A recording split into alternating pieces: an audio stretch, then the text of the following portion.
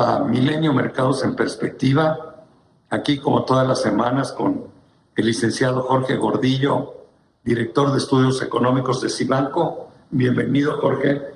Y su servidor Manuel Somoza para platicar de temas económico-financieros en México y en el mundo.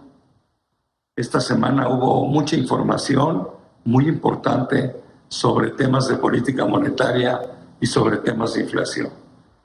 Pero antes de ello les diría que en función a los mercados bursátiles fue una semana sin pena ni gloria.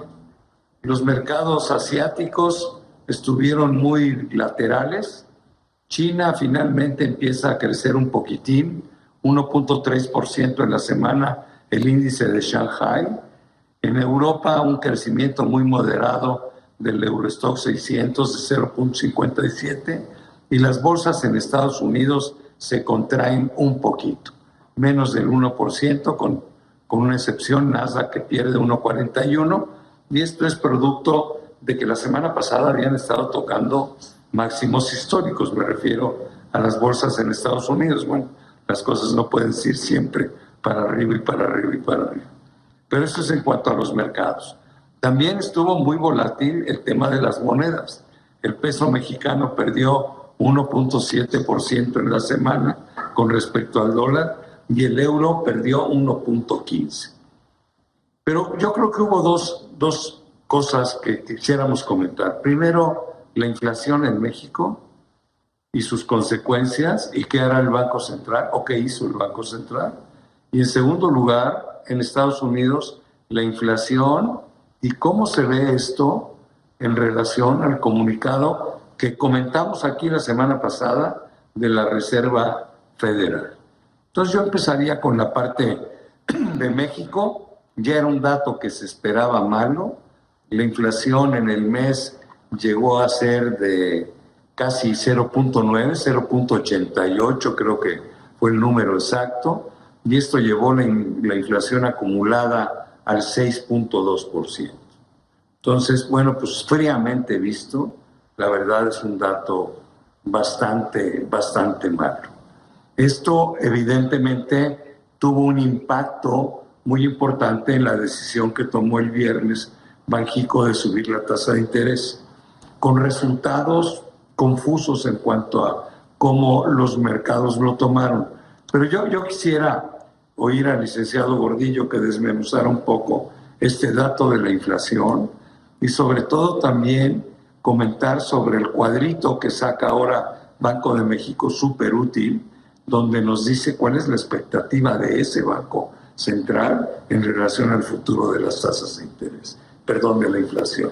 O sea que Jorge, adelante, por favor. Gracias, Manuel. Efectivamente, saludos a todos. Efectivamente, estamos esperando, esta semana era semana de inflación, y bueno, es inflación de octubre. Y recordar que octubre lo esperábamos malo, como bien dices, porque aquí vimos cómo el precio del gas internacional se subió por 6 veces su precio, por la escasez que se vio en Europa. Vimos subir al precio del petróleo a los $84 por barril, también un incremento muy fuerte. Vimos incrementos importantes en la mayoría de los energéticos, vimos muchos problemas de cuellos de botella, de escasez de suministros, por el exceso de demanda de cara a las ventas que se pueden venir en diciembre. Entonces esperábamos un dato alto, pero fue mayor a lo esperado, ¿no? Se esperaba 0.70, fue 0.84, la inflación ya en 6.24, y es un fenómeno mundial. Todo el mundo tuvo un muy mal dato de inflación en octubre y genera mucha preocupación porque el discurso que nos dio la semana pasada la Fed de que este es un fenómeno transitorio que tiene que ver solamente con la pandemia, pues se pone en duda porque sigue rompiendo a la alza las expectativas de todos. Entonces, simplemente verlo de esa manera. ¿Cómo? Curiosamente, las mismas razones que explican la inflación norteamericana también explican la mexicana, ¿no? El tema del cuello de botella en la cadena de suministros, pues creo que está operando negativamente en ambos países, ¿no?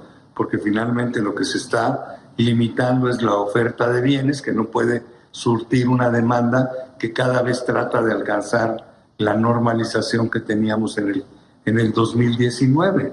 Pero bien dices, el dato realmente fue muy por encima de lo estimado, ¿no? quizá para la mayoría de los países estamos todos esperando que sea el pico ya de la inflación anual, el octubre.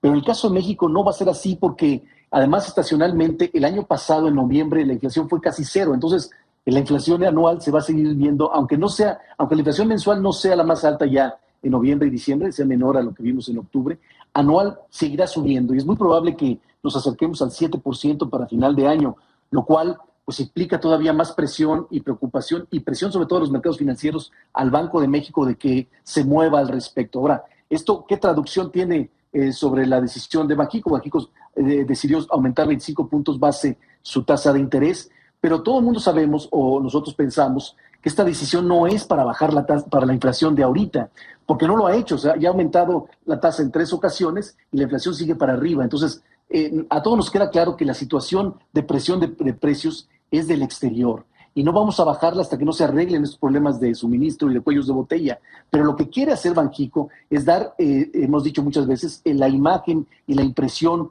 de anclar las expectativas, sobre todo las del próximo año, que estas no se vean influidas, porque sí, y cada vez vemos más en los datos de inflación que cada vez los aumentos en los precios no son específicos en la industria, sino también ya se mueven algunos servicios y algunos otros productos, ¿no? Por el impacto que tuvo la decisión de Banxico en el tipo de cambio, por lo menos el impacto inicial, me parece a mí que el mercado estaba esperando más un alza de 0.5 que de 0.25, ¿no? Como que el mercado se quedó con ganas de ver algo más. A mí me parece que la decisión de Banxico fue la correcta. Prefiero ver 2 alzas de 0.25 y no empezar a dar bandazos con incrementos mayores y luego no hacer nada. Pero bueno, la realidad es que ahí estamos. La inflación este año va a terminar, como bien dices, muy cerca del 7%. Y esto pues prende los focos rojos. Yo sigo pensando que la inflación es transitoria, porque si no fuera así, entonces la medicina tendría que ser mucho más amarga, ¿no? Tanto en México como en los Estados Unidos. Pero ahora pasemos a ver Estados Unidos. También sale el dato de inflación y nos sorprende. El mes de octubre, una inflación en el mes de 0.9%, cuando se esperaba de 0.6, la inflación anual sube del 5.4 a septiembre al 6.2 en el mes de octubre, y son datos francamente malos. Dice la Reserva Federal, bueno, pues es que esto es producto de incremento en el precio de materias primas, es producto de los cuellos de botella en la cadena de suministros, y por eso es transitoria, porque no es una inflación producto del sobrecalentamiento de la economía. Si fuera por sobrecalentamiento de la economía, pues entonces la expectativa del tapering sería mucho más rápida y la expectativa del incremento en las tasas de interés en Estados Unidos también sería mucho más anticipada, ¿no? Hoy pensamos que las tasas de interés en Estados Unidos van a empezar a crecer posiblemente en la última parte del año entrante, pero si fuera una crisis producto de sobrecalentamiento, pues tendríamos que empezar a ver incrementos en la tasa de interés tan pronto como el mes de enero. Yo honradamente ese escenario no lo compro, pero no dejo de reconocer que el dato que vimos, pues sí, a todo el mundo nos sacó un poco de balance, porque no esperábamos incrementos tan fuertes.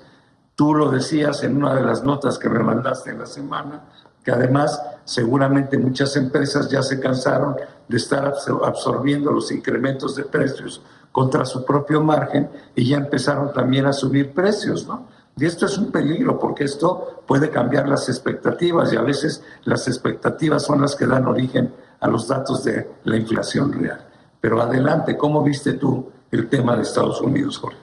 Sí, efectivamente, el miedo que se tiene es que se forme en una impresión de alza de precios y genere un movimiento de inflación que no queremos. Estamos acostumbrados a ver cuando la inflación sube a una reacción en el Banco Central, y cuando no la vemos a todos nos sorprende y dice esto, ¿por qué está pasando? Las tasas en cero y la inflación tan alta que no se ha visto en quizá más de 20 años. Pues porque esto es historia también. Lo que está impulsando la inflación no se había visto antes. Este es un choque completamente de oferta. La oferta no ha tenido la capacidad de reactivarse tan rápido a la reapertura tan fuerte por la gente que está regresando a la calle, que está regresando a cierta normalidad por el COVID. Entonces, al no ser un problema de demanda, como dices, de sobrecalentamiento, la acción que haga de política monetaria los bancos centrales no va a tener efecto alguno sobre la inflación. Entonces, lo que queda simplemente es seguirla de cerca, monitorearla y, bueno, hacer acciones que no muevan las expectativas, o sea, que sigan conservando esta impresión de que es temporal. Pero, bueno, el problema es que el riesgo está latente porque ya la misma Reserva Federal dijo la semana pasada que no espera regresar a su meta de inflación hasta 2023 en primer trimestre. Fíjate que muchos clientes nos llaman para decir, ¿qué hacemos ante este escenario? Mi recomendación es, por el momento, no hagamos nada. Hay que tener paciencia. ¿Por qué? Porque la política monetaria va a seguir siendo bastante dovish, bastante acomodaticia. Vamos a tener tasas de interés por debajo de la tasa neutral. La tasa neutral es una tasa que no incita o que no alienta la economía en forma artificial, pero tampoco la inhibe. Pero ese numerito anda entre el 2,5% y el 3%. Y esas tasas no las vamos a ver sino hasta el 2024. Entonces todavía nos quedan entre 12 y 24 meses de una política monetaria bastante acomodaticia, bastante favorable al proceso de crecimiento económico. Y por eso les digo, bueno, las expectativas para los mercados del año entrante tendrán que ser menores que las de este año, pero siguen siendo razonablemente buenas. En cambio, las inversiones muy seguras en bonos de renta fija emitidos por gobiernos, pues van a seguir dando rendimientos muy pequeñitos, ¿no? En caso de países emergentes como el nuestro, bueno, pues ahí sí van a tener que empezarse a incrementar mucho más rápido y a lo mejor hasta se ponen competitivas y interesantes. Pero la inversión en dólares o en euros en renta fija, en deuda calificada, no tiene todavía ningún futuro interesante. En cambio, las bolsas, yo sigo siendo moderadamente optimista en ellas. Pero bueno, Jorge, no sé si tengas algo más que agregar. Se nos terminó el tiempo y yo solo quiero agradecerte a ti, tu presencia, pero sobre todo agradecerle a todos ustedes que estén con nosotros semana a semana aquí en Milenio Mercados en Perspectiva. Sí, el agradecido soy yo. Gracias, Manuel. Que estén todos muy bien. Buena semana.